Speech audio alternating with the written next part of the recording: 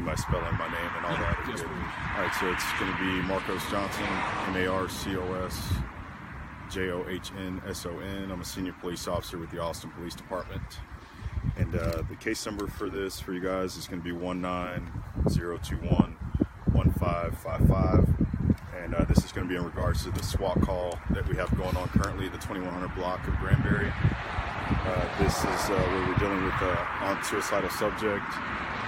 The initial call came out as a check call for an urgent call at about 9:06 p.m. Where a caller advised that a resident was threatening to harm himself. That caller was able to leave the residence and to get to a place of safety where they were able to call 911 and provide all of the details regarding the issue going on there.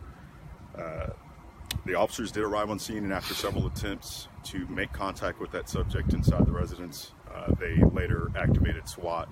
And a SWAT team is currently here with the negotiators, and they're currently dealing with that subject right now. They're trying to communicate with them and give them commands and everything to come out of the residence.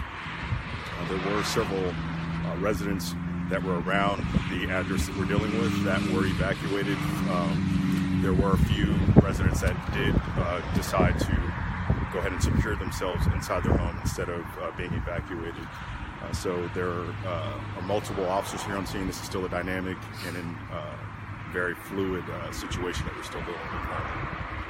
Any threats to the public? It sounds like he said it was a suicide call. It doesn't seem like it, but I got to ask that. Any threats to the public? Yeah, at this time, we don't believe that there's any threat to the public. This appears to be an isolated incident, and last that I checked, that the negotiators, or it sounds like the officers are making contact with that subject and giving him commands right now. I guess the city buses for the people that chose to evacuate. Yeah, whenever they evacuate, they try to find a better secure location for the evacuees, and so they call the Cab Metro bus here since it's got air conditioning and heating and everything like that for the people, so they're not sitting out here in the cold. I guess, obviously folks who live in that area will kind of, have the pushed back, Here, just can you explain why you keep them, far enough away from the situation like this? Well, it's important to keep the residents and anyone else near a very dynamic and serious scene. It's important to keep them away just so that way they're not in any harm, they're not in any danger, and we can keep them in a safer location. And you said the SWAT officers and negotiators were able to get in contact with the is it man that's barricaded? It's unclear. It is a male, but it's unclear what race or anything like that.